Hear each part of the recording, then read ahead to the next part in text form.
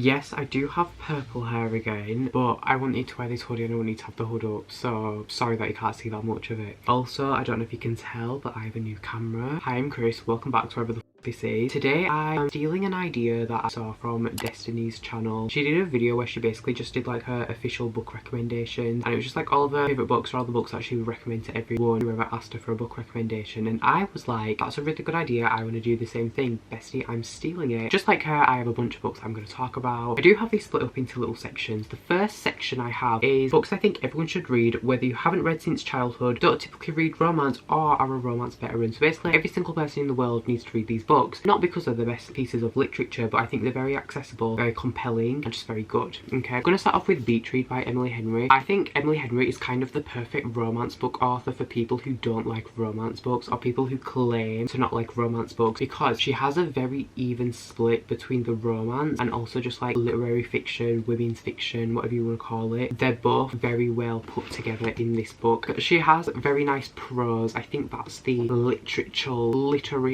that's the literature student terms. Yeah, she has very good prose, so good for her. We love good writing. January, recently found out that her dad passed away. He also had like this lake house, not a beach house. I know it's called Beach Read, but it ain't a beach house. I think January didn't know about it. He also had like a mistress. Anyways, long story short, he's dead, so she needs to go like clear out this lake house, because I think she's preparing to sell it, but I'm actually not sure. I haven't read this book in a while. Her neighbour is this guy that she recognises from college and kind of not doesn't like him, but their relationship's just a bit awkward, or at least on her end she feels like it's a bit awkward. That guy's called Gus. One thing that these two have in common is that they are both the authors, however they write in different genres. So January writes romance books and Gus writes literary fiction, but like dark literary fiction. They both having writer's block right now, so they come up with the idea that they're going to swap genres and they're going to write a book in each other's genres to try and get themselves out of this rut. To help them get inspiration for this, January takes Gus on these like fake dates. Gus takes January to like interview this girl who like survived a cult. A lot of people again who don't read romance say that they very much enjoy this book, so I think pretty much everyone should try this out. Okay, the next book I have to talk about, this is the one that I'm claiming isn't a romance book, even though it's got a lot of romance in it, and it's The Seven Husbands of Evelyn Hugo by Taylor Jenkins Reid. Everyone should read this book. I've read this book twice. It's not focusing, but I do have tabs and I've annotated it and I've written in it. I've done everything with this book. Look, it's very good. Again, the writing is very good. I think people who enjoy the vibes of like old Hollywood would love this book. People who are interested in like popular culture, but not actual popular culture, just like people who like fame. Basically in this book, Evelyn Hugo is like the equivalent of Marilyn Monroe-esque type of actress. When she's older in the present, she invites this like not very popular journalist to come and interview her, to in the end to write a book about her, so that this journalist can like have her big break and make this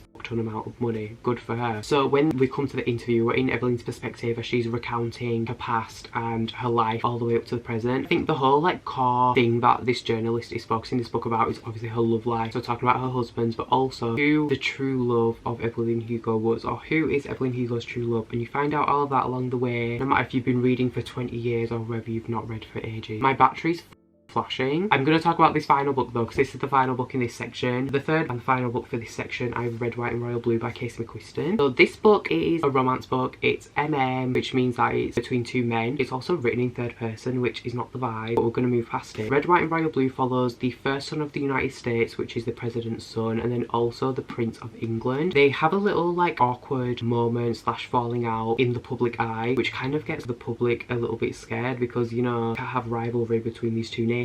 So PR basically sets them up on these fake friendship dates to prove that nothing sketchy is going on, everyone's fine, we're living our best life, and basically along the way a romance forms between them. This is such a feel-good book, really wholesome. Even though it is quite long, you'll just want to binge it. I read this in one night, I remember. I literally stayed up till like 3 AM to finish it. It was very good. I loved it and I recommend this book to everyone. Next I have to talk about Punk 57 by Penelope Douglas. I feel like I've just been mentioning all the like proper OG classic BookTok books, but like it's not my fault. I love these books as well, okay? Sorry that I'm like being a sheep right now. We'll get to some other ones soon. Actually no, a lot of these are very popular, but I don't care, okay? I like these books. These are my official recs, okay? This is what I'm giving you. I love this book because I remember the exact feeling I was feeling when I was reading this book. I think the vibes of this book are incredible. The first like couple chapters of this book is like set at this abandoned amusement park, and I just thought the vibes were incredible. I think the cover don't really give much away, but like the vibes are just there. If this book was a colour, it would be this like pinky purple colour. Do you know like how Euphoria season 1's very much like blue purple? That's exactly the vibe I get from this. Obviously not like the same topics as Euphoria, but just like if this was a TV show, it would have the same cinematography and colours that Euphoria season 1 has. If you've not read this book yet, I would suggest reading it. However, this has very polarising opinions, I think. Some people love it and some people think it's like just not good or like it's cringe or whatever. But it is a new adult high school bully romance. New adult high school basically means that the characters are in high school, but the book is written for like mature audiences. Basically, the book's very explicit, but it's set in high school. Every time I say new adult high school, that's what I'm talking about. If we just say like high school, it sounds very YA. This is not YA. Misha and Ryan, they used to go to like separate middle schools, elementary schools, whatever. Both of their teachers like teamed up to have like this little pen pal project. So they ended up being each other's pen pals. They write letters back and forth to each other when they were younger. And they decided to keep doing it all the way up until high school. Until Misha suddenly stops writing to Ryan. And so it's very much just like one-sided letters until obviously Ryan ends up stopping writing to Misha as well. Misha stops writing for reasons that you find out in the book, so I'm obviously not going to tell you. But also near the beginning of the book, Misha ends up meeting Ryan at a party. Not by accident, but like he didn't realise it was her, but then he ended up looking her up and was like, oh my god, that's her. She doesn't know who he is, but also Misha ends up transferring to Ryan's high school for other reasons that you find out in the book, but under a different name. And so he's here. He knows who Ryan is, but Ryan has no idea that this new guy is Misha. Misha kind of realises from like seeing her at school that Ryan is not the same girl that she acts as if she is in these letters. She's actually like kind of mean, kind of rude. And so Misha ends up bullying Ryan. It is a bully romance, but like I feel like even though yes, Misha's kind of being a bit hard on Ryan, I think Ryan like gives it back. I love this book. I think the angst is excellent. You can tell that they love each other so much. Just sit back and read and don't really think about it too much, right? Like it's kind of ridiculous over the top, but sometimes in some books it works, and it worked for me in this one. I really liked it, so yeah, I recommend this one a lot. The next one is also set in high school. I don't know if it's new adult high school. I would say it is, but then I saw some people in Goodreads call it YA, and I'm like, girl, I usually hate YA, but I love it. Anyway, this is Guilt by Geneva Lee. No one talks about this book. I think it's because it's kind of old. This used to be a trilogy and it was published years ago, and I think it's recently been reprinted into this one volume, but like it's all like continuous. Like it doesn't break between books, if that makes sense. Like it goes all the way up to chapter 60 something. Do you know what I mean? Like it's not, it is 3 books put together, but it reads as if it's one continuous story, because it is. Read this book recently. I love this book. If you like Pretty Little Liars as much as I do, read this book. I recommend this book specifically to the people who watch Pretty Little Liars and are obsessed with Pretty Little Liars, because the vibes are exactly the same, kind of. I don't even want to tell you what it's about. On the back it says money, gossip, murder, welcome to their world, and it looks like this. If that is enough to get you to read this book, skip what I'm about to say, but if you need a synopsis, try to get you intrigued. Basically, without spoiling too much, we're in high society Las Vegas. The main character tries to act as if she's like, because she goes to a private school, and yes, she's not as rich as her other classmates, but she's not poor either. I guess because she lives with her dad, and her dad lives in like not the best housing, and her dad's got his own issues. Her mum is married to like this rich man. She acts as if she's like not rich and she's like above all of them, but she's really not. No one in school likes her apart from her one best friend who's also not as well off, but she got into school on a scholarship, whereas Emma's paying to go there. Anyways, whatever. No one really likes her at this school. It's the final day of junior year. One of the like queen bees are like hosting a party at her dad's casino's penthouse, and also this girl, her dad and the main girl's dad don't get on with each other for reasons that we find out in the book, whatever. So obviously the only logical thing to do here is to crash the party. So Emma goes and crashes this party in this casino penthouse. She's snooping around this house and she finds this guy. They have this like immediate connection and it's incredible and I love it. They end up having a good night together, if you know what I mean, on the rooftop porch. They fall asleep together, but Emma wakes up alone and this mystery guy is nowhere to be seen. A couple hours later she finds out that a murder took place at this party. Not only did a murder take place at this party, but her and the guy that she was with are prime suspects. It's so fast paced and you just want to get to the end. Also, the romance in this book is just as prominent as the plot. Obviously this is very much a plot centric book, but the romance is just as prominent, and that's, I love that. So if you're one of those people who needs a plot, read this book. Okay, another high school book. We have A Million Kisses in Your Lifetime by Monica Murphy. I don't think I actually gave this book 5 stars, but it still stands the test of time in my brain. I still think about this because this is so good, and again the vibes are immaculate. I love this cover as well. This is book 2 in a series, but to be honest you can't even tell that it's part of a series. The only similarity between this and Things I Wanted to Say Never Did is that it's at the same school, and I think the two boys are like cousins, I think. You could read this as a standalone and you literally would not even know. Prue and Rain, for some reason they just don't like each other, they don't get on, whatever, who gives a fuck. Enemies to lovers, we get the vibes. They end up getting partnered to do a project together, and the project's all about getting to know people, getting to know each other and stuff like that. So they end up forming a connection over time doing that. Rain is kind of annoying at the beginning of this book. She's written as one of those girls who's like a virgin, she's very pure, she has a purity ring, she calls other women who have sex derogatory terms. She's very insufferable at the beginning, but by the time we get to the end of the book, she has very good character growth. I did enjoy this book. It wasn't 5 stars, but it's still very memorable to me. This one is actually not a high school romance, it's an adult romance, and it's Long Shot by Kennedy Ryan. Technically, yes, it's a sports romance, it's about basketball in the NBA. However, this book is so much more than that. This book has very graphic on-page domestic violence, which is very hard to read at certain times. Please be aware of that before you get into it. I love this book because I think it is written in a way that I feel just as trapped as the main character in this book, in this relationship. If an author can do that, where I'm literally just sat in bed reading a book and I can feel this intense feeling as I'm reading, then you're a good writer and you've written a book really well, or at least I've connected to your writing. The couple in this book are Iris and August. They meet each other in a bar, they have basketball in common, they like talking about it and stuff. August is actually a professional player, Iris is just a fan, but also her boyfriend at the time is also a professional basketball player. We end up finding out in like chapter 3, Iris's boyfriend is August's basketball rival, so it's kind of like a rival's girlfriend thing going on. Absolutely 5 stars. Would love to reread this book, honestly. On a lighter note, because I know I kind of brought the tone down here, I have 2 covers of this book because I love it so much, and it's Egotistical Put Boy by Eden Finley Saxon James. I just want to show this one. This is the discreet cover. I want to collect the rest of the series in these discreet paperbacks. I love this one. I love the model on this cover. However, the other male covers I'm not a fan of. I feel like I always talk about this book because it's so good. It's really short, as you can see, so quick to get through. Following professional ice hockey players, it's an romance, enemies with benefits. So we have Ezra and Anton. They've always been rivals. They play on rival teams. There's always been like a personal rivalry between them in like the hockey world. At the beginning of this book, I believe Ezra loses a game to Anton's team, and so he's kind of like out on the town getting drunk and ends up kind of getting in a fight with some fans, and it's kind of not giving. But lucky for him, Anton is also like walking along the sidewalk and takes Ezra away. We also have a really cute enemies with benefits moment that develops into a situation. It's a good palette cleanser. So those were all like the books that can be read as standalones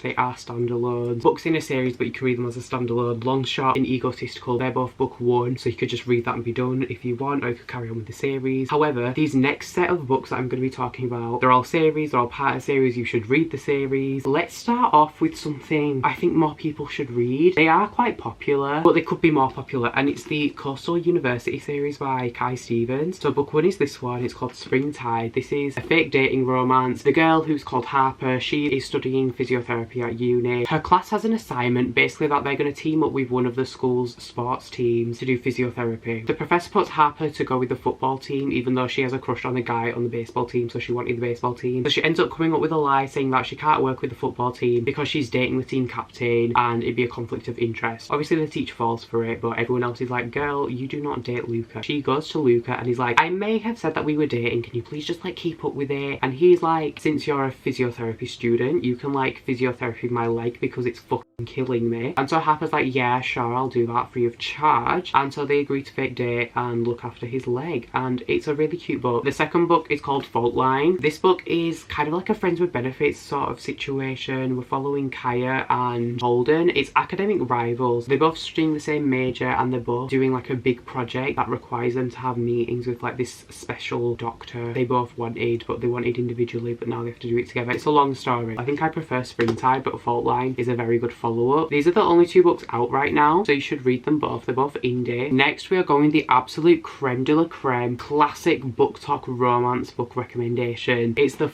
Off-Campus series by Elle Kennedy. This series literally made me who I am today. I would be stupid not to recommend this in my official book recommendations. Without these books, I wouldn't be sat here right now. Without these books, I wouldn't have read any other book on my bookshelf. This book series literally raised me from the ground up. This book right here, The Deal, this is book 1. My favourite book of all time. I recommend the entire series. I read all 4 of these books within 5 days. Most people read these near the beginnings, back when they were trending in like like 2021. People have read so much more since then, or people who have never read this series have read all the other stuff that everyone else has been reading recently and they haven't gone back to these. And so I feel like for those people, you might not connect with these books as much as me. However, I still recommend them. I still think they're excellent. The Deal and The Score are my two favourites. I cannot be asked to explain the entire plot. This is so like published Wattpad fanfiction vibes, but in the best way possible. I know that sounds like an insult because I guess to an extent it kind of is. This is the official book recommendation. If you read nothing that I talk about, you will read The Deal. And if you don't like The Deal, I honestly don't want to hear it. It's a guilty pleasure. This is a guilty pleasure, guys. You don't get it. This is a guilty pleasure. Like, anyways, let me just like move on from that. That was really dramatic and really ridiculous. Next, I have the Magnolia Park series by Jessa Hastings. The only person who I ever saw talk about Magnolia Parks was Ellie from Ellie's Library. And so I put it on my TBR and I go on Goodreads and there's like barely any reviews. So I was like,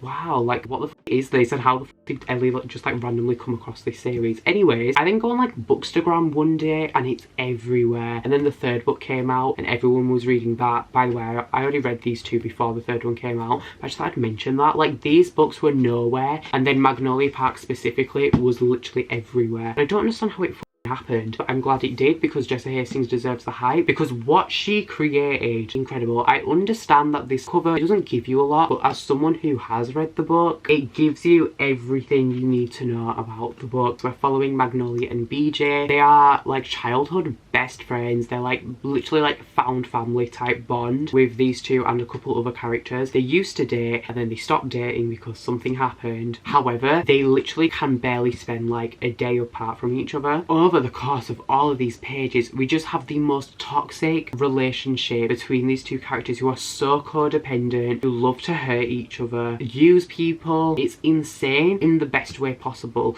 I can't really say much about it or give details. Daisy hates his book too. However, this book we're following Daisy and Christian. Christian is one of Magnolia's like best friends, but he also has a crush on Magnolia, but he's also friends with benefits in Daisy. And it's like a whole thing. Daisy's brother's like kind of part of this like mafia, but not the actual mafia. He's like an art thief. I feel like I need to mention the timeline. Magnolia Parks and Daisy Hate, they take place within like the same timeline, but from the two characters' perspectives. Before you say like, oh I hate it and stuff like that happens, Daisy is like low-key, in this book specifically, she's so far removed from Magnolia that it literally reads as two completely separate stories, with obviously the one connection being Christian. Daisy and Magnolia are like not friends, so the crossover in terms of like the plot points that happen in both books are quite minimal. I would say that there's a lot more crossover in this book and The Long Way Home. It still reads quite separate to The Long Way Home. It's a lot more in your face that you've like read certain points. I cannot hold this entire series all up at once, so I'm going to do it right now. It's the Boys of Tommen series by Chloe Walsh. As you can see, I'm literally like currently reading, or I just started Redeeming 6 right now. We have Binding and Keeping 13. Binding 13 is book 1,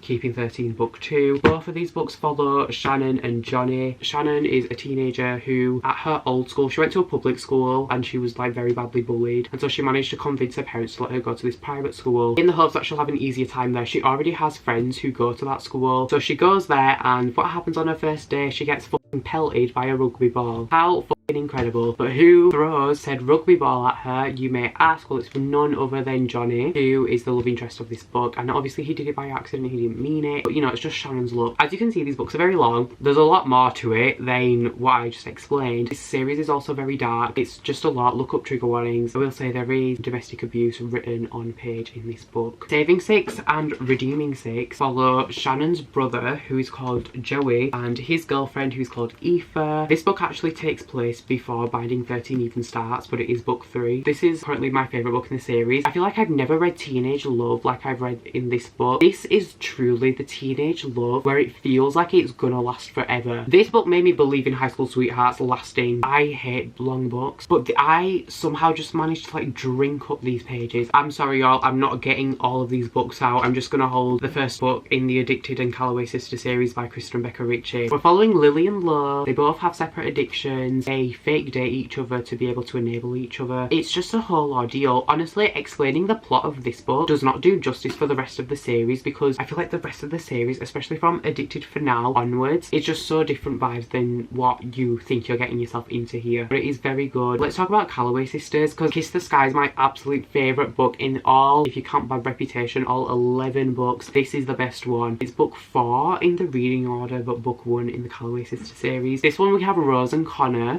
Rose is Lily's sister. Explaining the plot of this one is just so random to me. I'm just going to explain it with no context from the other previous books. Rose owns like a fashion brand, but it's kind of on the decline because her reputation is kind of not giving. She thinks that the best way for her to get her reputation back up or get her back in positive sales is to start a reality show with her sisters and their significant others. They move into this gigantic mansion that has like 5 or 6 bedrooms in it and end up getting literally like Kardashian level famous. Academic rivals to lovers, except obviously at the beginning of the book they're already together. You still get like flashbacks and stuff. Rose Calloway is my favourite character in this entire series, so just having her book is everything to me. Finally, I have 2 dark romance series that I want to talk to you about. Starting off with the Mindfuck series by S.T. Abbey. This is massive, but this is 5 novellas all in one paperback. Each book ends on a cliffhanger and the entire thing is super duper fast paced. You're gonna want to sit here and read as much of this in one sitting as you possibly can. For a synopsis, we're following Lana Myers, who is a serial killer basically murdering these men who have wronged her in her past, and she ends up falling in love with an FBI profiler who is profiling the serial killer for her cases of murders, serial killer and the FBI. And then finally, the final series, the final set of books I'm going to talk about today, we have the Born in Blood Mafia Chronicles by Cora Riley. This isn't the entire series, these are just the books in the series that I like, but I like these books a lot enough to put this in an official recommendation, okay? So Bound by Honor is actually book 1. These are not book 2, 3 and 4 though, but this is book 1, so I might as well like go into a little bit of detail about this one, right? In this book we are following Arya Scuderi, and all of these books here are about her siblings. The entire series isn't about her siblings, but these specific books just so happen to be about her sisters. Her dad is like the second in command in the Chicago Mafia. It's called something like Consigliere or something like that. She's like still a teenager, but in the Mafia, like the dads want to marry off the daughters as soon as possible. So her dad arranges for her to get married to this guy called Luca, who is like the captain of the New York Mafia. I don't think captain's the right